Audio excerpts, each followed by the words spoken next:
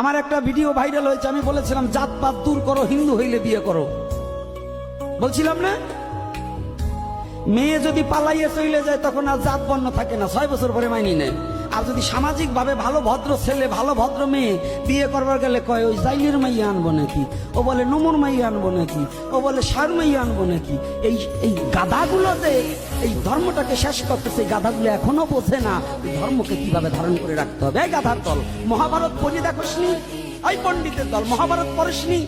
ভীম যদি রাক্ষসিনীকে হিড়িম্বাকে বিয়ে করতে পারে, তো একজন ব্রাহ্মণের ছেলে নমুর মাইয়া বিয়ে করলে দোষ কি? দোষ কি? একজন নমসূদের ছেলে হোক, একজন কাপালির ছেলে হোক, সে যদি উপযুক্ত পাত্র পাত্রী পায়, নারীর কোনো গোত্র থাকে না, জানি বেরিস। তুমি ভোগ করতে পারবো আর আমার বেলায় দোষ না, ফাইজলামি পাইছি। এগুলোকে পরিত্যাগ করতে হবে। জাতাজাতি জাত হিংসা এবং আমরা এক ছত্র ছায়া দাঁড়াবো, এটা আমার মহাপ্রভু করেছে। কে করেছে? আজ থেকে 500 বছর পূর্বে আমার মহাপ্রভু এইটা ঘোষণা দিয়েছিলেন। কবে বা ছিল এমন রঙ্গ ব্রাহ্মণে চণ্ডালে করে কোলাকুলি? কোন যুগে ছিল? মহাপ্রভু করেছে। তার ব্রাহ্মণ কুলে জন্মগ্রহণ করে ব্রাহ্মণ কুলকে পরিত্যাগ করে সমস্ত জাতপাতের উদ্দেশ্যে সবাইকে বক্ষে জড়িয়ে ধরেছে। এটা কে করেছিল? কে করেছিল? জোরে কি সাউন্ড কমে? কে ভাত খান নাই আজকে? সারাদিন প্রসাদের ব্যবস্থা করছে ওরা। ও খিচুড়ি না প্রসাদ? খিচুড়ি তোমার বউ রানলে হয়, আর প্রসাদ হয় ওই ভক্তের রানলে। বুঝলেন? একই জিনিস তাৎপর্য আছে। একই দোকানের চিনি, তাও 2 রকম স্বাদ হবে। আজকেই পরীক্ষা করুন। এক দোকানের 1 বস্তার চিনি আনবেন 2টো পোটলায়, একটা তুলসী দিয়ে ভগবানকে নিবেদন করবেন আর একটা খোলা রাখবেন। ওই 2টো খাইয়ে দেখবেন, যদি জিভ ভাই আপনি না বলতে পারেন তো আমার চোখ তুলে দেবে। জিভ ভাই বলে দেবে যে 2টোর 2 রকম স্বাদ। ভগবানকে উৎসর্গ করলেই তার স্বাদ আলাদা হয়ে যায়। এজন্য ওই আপনার বউ যখন ঘাড়িতে ঘটে ওইটি হয় খিচুড়ি, আর যখন ওইটা তুলসী দিয়ে ভগবানকে নিবেদন করে মিশ্রিত করা হয় তখন হয় কি?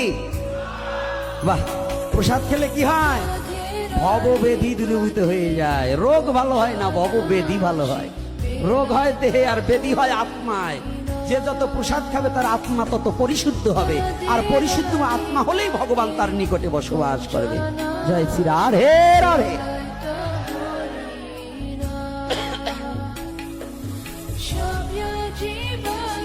তাহলে এখানে আমাদের যে যন্ত্রণাগুলো, আমি স্পষ্টভাবে কথা বলতে চাই।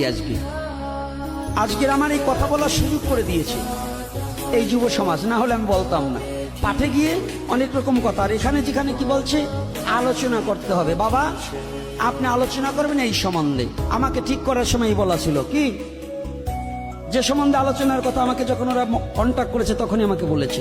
তো ওদের ভালোবাসায় আজকে আপনাদের চরণ দর্শন করতে আসছি। ভারতে ছিলাম, শুধু ওদের কথাটা স্মরণ করে যে যদি আমি আজকে ওদের কাছে না যাই, ওরা যে ভালোবাসা দিয়েছে আমাকে, তাহলে আমি অপরাধী হয়ে যাব।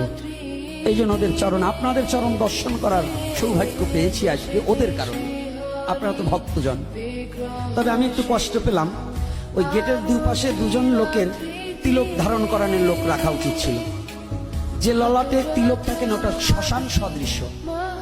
আমি বলি নাই, হরিভক্তি বিলাস বলছি। এজন্য প্রতিটা ব্যক্তি সনাতন ধর্মে জন্মগ্রহণ করে মা বাবা মারা গেল মন্ত্রের সময় তিলক ধারণ করতে হয়। আজকাল আবার এক গুরু বাইরে এসে বলেছে রাত 2 লাখ লাগবে কি কেউ দিয়ে। মন গড়া ওদেরই ধর্ম, ওরা খিচুড়ি খায় গাজার টানে, গায়ে দুর্গন্ধ। আমি ব্রাহ্মণ লাগবে না এটা বলবো না, ব্রাহ্মণ সর্বপূজনীয়, কিন্তু বাওন লাগবে না। গাঁজাখোর বাওন, বিড়িখোর বাওন, মাছ মাংস আহারি বাওন একাদশী করবে না। ওই যে ওই বাওন দিয়ে পূজা পার্বণ যা করবে সব নিষ্ফল হবে, বাবার শ্রাদ্ধ করা যাবে না। আর যদি ব্রাহ্মণ হয় আমি তার পায়ে ধরে প্রণাম করি, কারণ ব্রাহ্মণের আচরণটা সদ আচরণ, নেশামুক্ত, ভক্তিতে যুক্ত, প্রতিদিন সে অধ্যয়নরত, ভগবানের সেবা পুজো না করে জীবনে কোনোদিন সে অন্ন গ্রহণ করে না। তাহলে এগুলো আমাদের একান্ত প্রয়োজন। বাবা এত প্রশ্ন দিলে তো আমি পারবো না। জপ করলে কি হয় আমি জানি, সনাতন শ্রেষ্ঠ, কিন্তু সঠিকভাবে পালন করি না। এখন আমার করণীয় কি? এটা কোনো প্রশ্ন? তুমি বোঝো না? তোমার চাকরি দিছি দারোগার, তুমি দারোগাগিরি করবা না, তুমি কাজ করবা চকিদারি, তো এটা আবার ওই জায়গায় দেবো। অর্থাৎ সনাতনে জন্মগ্রহণ করে যারা সনাতন ধর্ম সঠিকভাবে পালন করবে না, পরবর্তীতে শৃগাল কুকুর হয়ে জন্মগ্রহণ করিতে হবে। মনুষ্যকুলে জন্মগ্রহণ করে মানুষের আচরণ যখন করবে না, তখন পশু হবে। কি হবে? কারণ এটা তো সাধারণ জ্ঞানের কথা রে বাবা। জীবনে কোনোদিন দেখছেন গরু এত ভালো আমাদের নাঙল চাষ করে ফসল ফলিয়ে দিচ্ছে, এত কিছু করে দিচ্ছে? একেবারে সহজ কথা বলছি, গরুকে কোনোদিন ভালো কাজ করলেও বাবা, কুকুর এত বিশ্বাস্ত প্রাণী, কোনদিন কুকুরকে মানুষ বলা হয়? কিন্তু মানুষ একটু নিষিদ্ধ বিনিষ হলে কয় এই কুকুরের বাচ্চা, শুঁড়ের বাচ্চা, গধারও বাচ্চা বলে না? কারে বলে? তো এত বিচার আপনার কাছে আমার কাছে প্রশ্ন করা লাগে নাকি? আপনি যদি সঠিক সনাতন ধর্ম পালন না করেন, তাহলে ওইয়ের বাচ্চা হবে, তা আমার দোষ থাকে। সনাতন চির নূতন, চির নূতন, পুরাতন হয় না। এটা বাবার নাম যেমন সন্তানের কাছে পুরাতন হয় না, সনাতন ধর্ম কোনোদিন পুরাতন হবে না, সব নূতন। বাবার ছেলের কাছে যদি বাবার নামে 1 লক্ষ বার জিজ্ঞাসা করে, এই অরান হয়ে গেছি বিদায় কি পাল্টাই পুল্টাই দিয়েছে এবার বলে, এই বলে? একেবারে সহজ একটু রসের কথা বলে নেই, তারপরে আপনাদের কাছে আসি আবার ফিরে এই প্রশ্ন ধরে ধরে। একদিন আমাকে এক চাচা জিজ্ঞাসা করছে, এই মশাই, কি কাকা? কই তোমরা যে খালি হরে কৃষ্ণ হরে হরে হর, এই একটা এত গাও কেন? কি বাবা বলে না? এই যে হরে কৃষ্ণ হরে হরে হর করো না, হর বুঝলেন তো? এই হর কেন তোমরা যে এই যে হর বানাচ্ছো, এই একটাই হর কেন? একটু পাল্টাই পুল্টাই কওয়া যায় না? তা আমি বলছি, কাকা এই বিকাশে কি আপনার আব্বার নাম ছিল কি?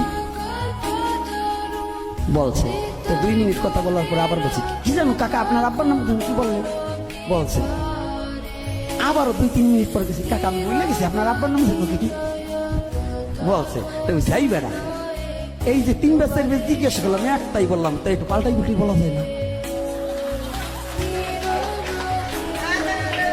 কে যায় কিনা? তো বাবার নাম যেমন সন্তানে পাল্টাই পুল্টাই বলা যায় না, সনাতন ধর্ম অবলম্বনকারী যারা এই হরে কৃষ্ণ এক নাম, এটা কোনোদিন পাল্টানো যায় না। এটা জগৎ পিতার নাম, এই নাম কখনো পাল্টাই বলা, একটাই বলতে। এইটার জন্য এর নামে এক নাম। কয় নাম? এটা 2 নাম না, এটা নাম কয় কি নাম? হরেও যার নাম, কৃষ্ণও যার নাম, রামও তার নাম। বিবেচনা করেন, সঙ্গী বিচ্ছেদ করে বাড়ি করেন। হরে শব্দকে শ্রীমতী রাধারানী, রাধারানী কার অঙ্গ থেকে সৃষ্টি? রামকে রমণে রাম।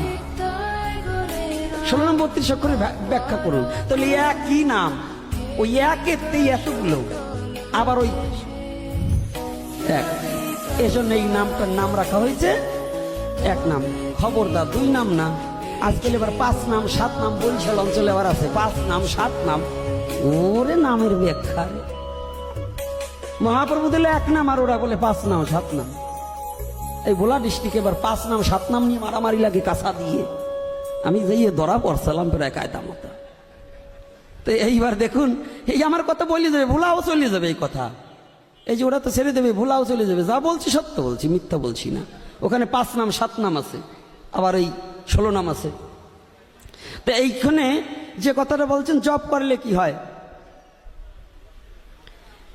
আমি এই সনাতন সম্প্রীতি পরিষদের ছেলেদের উত্তর দিচ্ছি, কথাটা কষ্ট পাবেন না, কারণ ওরা আনছে টাকা খরচ করে, তো ওদের কথার উত্তর না দিলে তো কি উত্তর দিতে হবে না? তো ভালো করে জেনে নেন, জানা সবার দরকার, খালি ওদের জানা দরকার নাই। সনাতন ধর্মে যারা জন্মগ্রহণ করছে প্রত্যেকের জানা দরকার। আজকে আমি বলছি কৃষ্ণ কথা পরে, শাস্ত্রীয় আলোচনা পরে। শাস্ত্র আপনাকে কি শিক্ষা দিচ্ছে এইটা জানুন আগে। শাস্ত্র মুখস্থ করা লোক অনেক আছে। স্বর্ণ অনেকের ঘরে দলাপ করা থাকতে পারে, গহনা গড়ানো কষ্ট আছে। স্বর্ণকার ছাড়া গহনা গড়ানো, শাস্ত্র কিনে মুখস্থ করা যায়, কিন্তু এটা প্রতিফলন করাতে খুব কষ্ট। কি বাবা, শাস্ত্র কিনে ওই মহাপ্রভুর ইচ্ছে আপনাদের চরণের আশীর্বাদে কয়েক লক্ষ টাকার বই কিনা সুকেশ বলিতেছে ওই যে ওই পণ্ডিতের জন্য। ওইটি আমার আবার একটু পণ্ডিত, আমি লেখাপড়ি জানি না। ওই কাব্যতীত কাব্যের মধ্যে কাব্যতীত শেষ করে বসে রয়েছে।